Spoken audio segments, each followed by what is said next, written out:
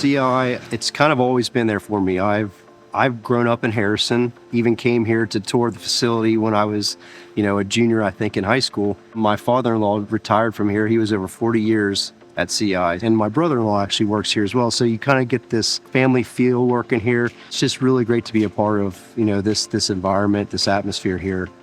The CLX is our new laser. It's a system that's modular. We can, start off at a lower wattage and add to it.